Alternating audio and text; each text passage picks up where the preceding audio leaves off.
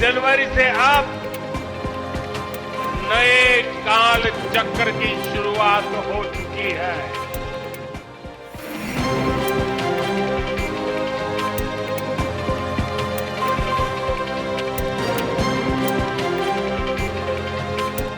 PM Modi कल की धाम मंदिर के शिलान्यास कार्यक्रम में शामिल होने संभल पहुंचे। यहां मुख्यमंत्री योगी आदित्यनाथ ने उनका स्वागत किया। इसके बाद वो पूजा में शामिल हुए। वैदिक मंत्रोच्चार के बीच पीएम मोदी ने कल की धाम मंदिर का भूमि पूजन किया। पूजा के दौरान पीएम मोदी के एक ओर मुख्यमंत्री योगी आदित्यनाथ तो दूसरी ओर आचार्य प्रमोद कृष्णम बैठे। भूमि पूजन अनुष्ठान खत्म होने के बाद पीएम मोदी मंच पर पहुंचे। पीएम मोदी ने श्री कल की धाम मंदिर शिलान्यास कार्यक्रम के दौरान अपने भाषण में कहा कि 22 जनवरी से देश में नए काल चक्र की शुरुआत हो चुकी है। प्रभु श्री राम ने जब शासन किया तो उनका प्रभाव हजारों साल तक रहा। उसी तरह रामलला के विराजमान होने से अगले हजारों सालों तक भारत के लिए नई यात्रा की शुरुआत हो रही है। भगवान राम की तरह ही कल की अवतार भी हजारों सालों के भविष्य को तय करेगा। जनवरी से अब नए काल चक्र की शुरुआत हो चुकी है। प्रभु श्री राम ने जब शासन किया तो उसका प्रभाव हजारों वर्ष तक रहा। उसी तरह राम लला के विराजमान होने से अगले 1000 वर्षों तक भारत के लिए एक नई यात्रा का शुभारंभ हो रहा है। अगले महीने ही 22 जनवरी को देश ने अयोध्या में 500 साल के इंतजार को पूरा होते देखा है। राम लला के विराजमान होने का वो अलौकिक अनुभव, वो दिव्य अनुभूति अब भी हमें भावुक कर जाती है। इसी बीच हम देश से सैकड़ों किलोमीटर दूर अरब की धरती पर अबू धाबी में पहले विराट मंदिर के लोकार्पण के साक्षी भी बने हैं। पहले जो कल्पना से भी परे था अब वो हकीकत बन चुका है।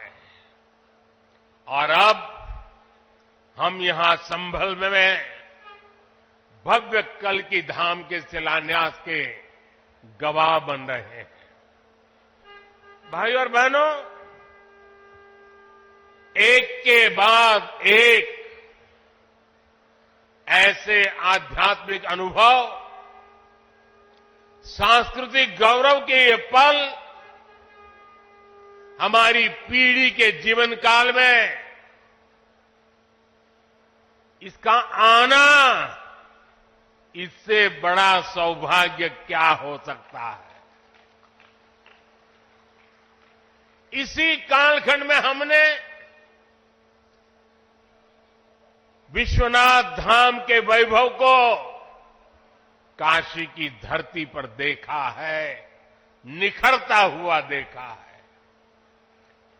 इसी कालखंड में हम काशी का कायाकल्प होते देख रहे हैं। इसी दौर में महाकाल के महालोक की महिमा हमने देखी है। हमने सोमनाथ का विकास देखा है, केदार घाटी का पुनर्निर्माण देखा है। हम विकास भी, विरासत भी इस मंत्र को आत्मसात करते हुए चल रहे हैं। आज एक और हमारे तीर्थों का विकास हो रहा है तो दूसरी ओर शहरों में हाई टेक इंफ्रास्ट्रक्चर भी तैयार हो रहा है। आज अगर मंदिर बन रहे हैं तो देश भर में नए मेडिकल कॉलेज भी बन रहे हैं। पीएम मोदी ने आगे कहा, हम पर सैकड़ों सालों तक इतने हमले हुए। कोई और देश होता, कोई और समाज होता तो लगातार इतने हमलों की चोट से पूरी तरह खत्म हो गया होता। फिर भी हम न केवल डटे रहे बल्कि और भी ज्यादा मजबूत होकर सामने आए। देश में सकारात्मक सोच और आत्मविश्वास गजब का है। कलयुग में भगवान कल्कि संभल की धरती पर अवतरित होंगे। कि कल्कि पुराण में लिखा है, शंबले वस तस्तस्य सहस्त्र परिवत्सरा, यानी भगवान राम की तरह ही कल्कि का अवतार भी हजारों वर्षों की रूपरेखा तय करेगा। इसलिए भाइयों और बहनों, हम ये कह सकते हैं कि कल्कि काल चक्र के परिवर्तन के प्रणेता भी है और प्रेरणा स्रोत भी है। और शायद इसीलिए कल्कि धाम एक ऐसा स्थान होने जा रहा है जो उन भगवान को समर्पित है जिनको अभी अवतार होना बाकी है।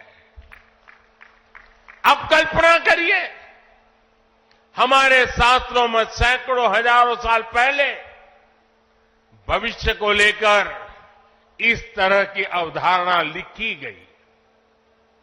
हजारों वर्ष बाद की घटनाओं के लिए भी सोचा गया।